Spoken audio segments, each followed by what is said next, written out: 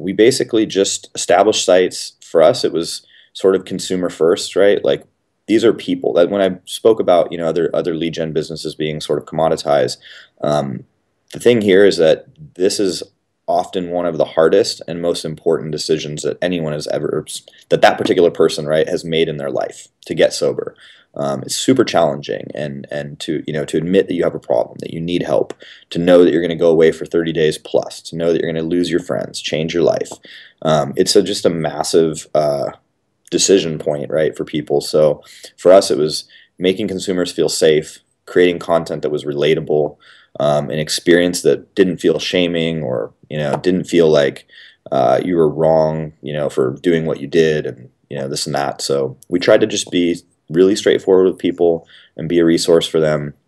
And our thing in terms of connecting people with the treatment centers, in the end of the day, like treatment centers, as good as they might be, the sort of relapse rates are still pretty high, right? Because it's addiction, right? If it was that easy, you just go and lay out by a pool and get sober and stay sober for 30 years, like, a lot more people would be sober that need to be.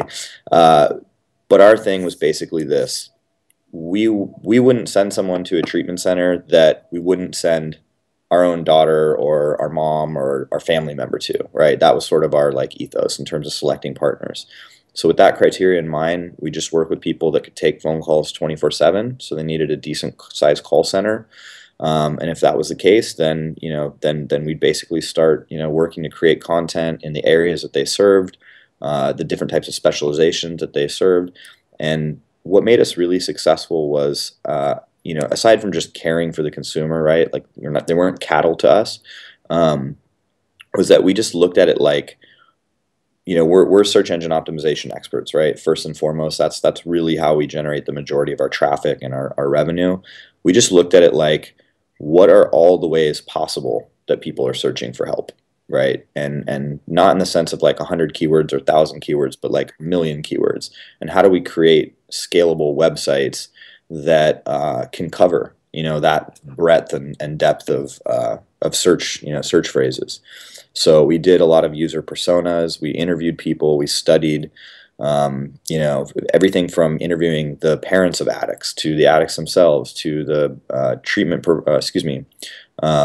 to like professionals like counselors, things like that, to even like police officers and lawyers that would refer patients. Like, how are they really finding treatment, and how did they think about it, and what were their fears? I mean, I think that's one of the biggest things that people make a mistake in business is they get an idea, it sounds great to them, it sounds lucrative, right? And it's sort of like 1 + 1 = 2. If I get the product and I put up a website and I put up an ad, I'll sell it, right? But they never really stop to go like, what do other people think about this, and how do they think about this? To give you an example, like, I'm sure if I were to ask you, like, what do you think 3 of the biggest concerns people have with going to treatment, you would probably have, some correct answers, but they would probably be fairly standard, like, will I get to, see my family, or, will I get to use my phone, or can I, keep my job, like that kind of stuff. And that's totally valid. But when we actually interviewed people, I mean, we would get stuff like, commonly, like, I'm afraid that I'm going to be kidnapped and they'll never let me out, like crazy stuff like that. And so now you're like, yeah, you're like, wow, okay, so when they hit our webpage, that's one of the fears we have to figure out a way to alleviate without freaking out the people who weren't even thinking that. So it got interesting.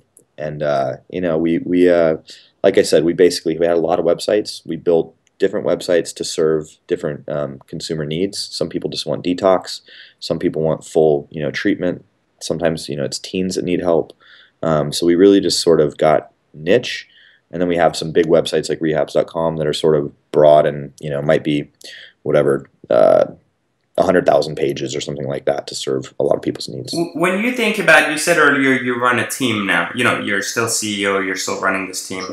A lot of people think about lead gen, they think about a guy sitting in his basement, with a computer, like, I put up a page, I get some leads, right. I sell them to so-and-so, I get a check for $5 grand, I'm happy, But I think the way you're describing lead gen is more of a brand standpoint, much longer, like business standpoint, really scalable. Can you share a little bit about who did you hire on your team first, and what kind of people are needed to Yeah. run a content website? Is it just people that write content, or is there a different facade to it? Yeah, those are great questions. So, like, just to touch on that at a sort of a high level, you're absolutely right. Like, when people think about lead gen, they're typically thinking about, like, just almost like kind of shady in a little bit of a way. And so, when we went to raise some money, which we did, we raised very, very little actually. Fortunately, we ended up not needing to raise much money besides the capital we put in.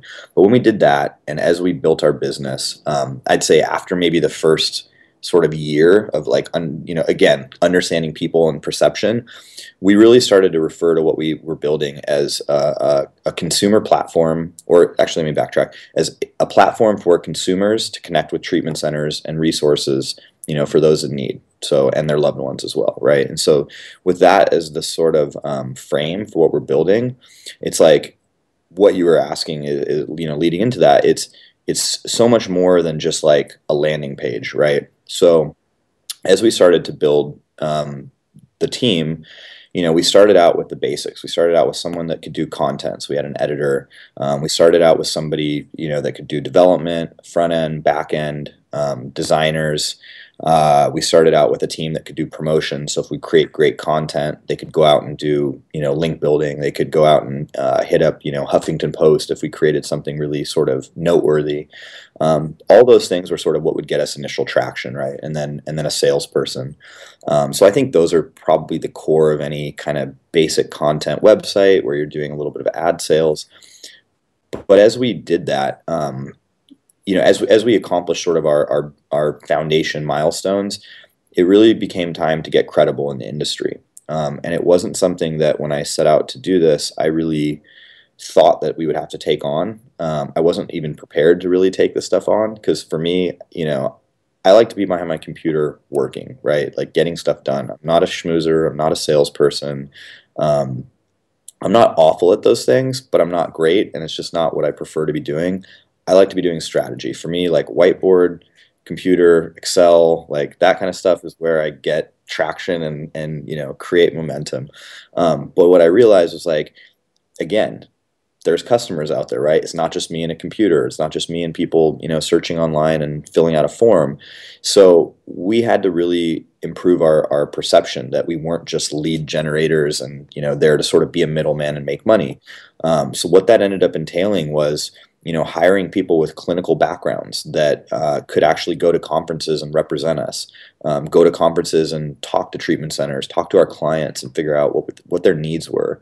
That morphed into hiring a Harvard fellow that's a researcher with a degree in bioethics, right? So for her to be able to, not only do research in terms of treatment outcomes and collect data on people's experiences with treatment centers and very in-depth surveys by the thousands, which has never been done in this space, but actually to create and submit papers to journals and have those published right under her name, but as an employee of ours.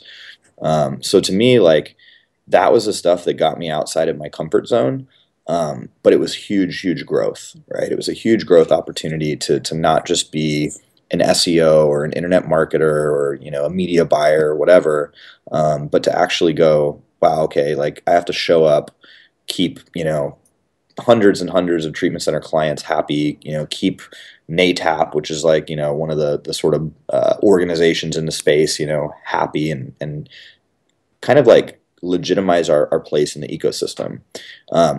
In healthcare, again, this is not like sort of my expectation when I got into it. Like there are crazy regulatory hurdles and compliance hurdles, even if you don't, own a facility, right? Just being in the information services space, again, big growth opportunity, figuring out how to deal with those things, and like we had something happen that cost us maybe I don't know $500,000 a month in revenue that would have been 80% profit that we had to walk away from because of like one stupid like rule in probably 100-page law about regulatory stuff, and it was actually a better it was truly the service was better for the consumer than what exists today. So it's very sad. It's very unfortunate that sometimes laws are archaic, But to sort of to wrap up on your question, it came down to hiring brilliant technologists, like hiring data scientists,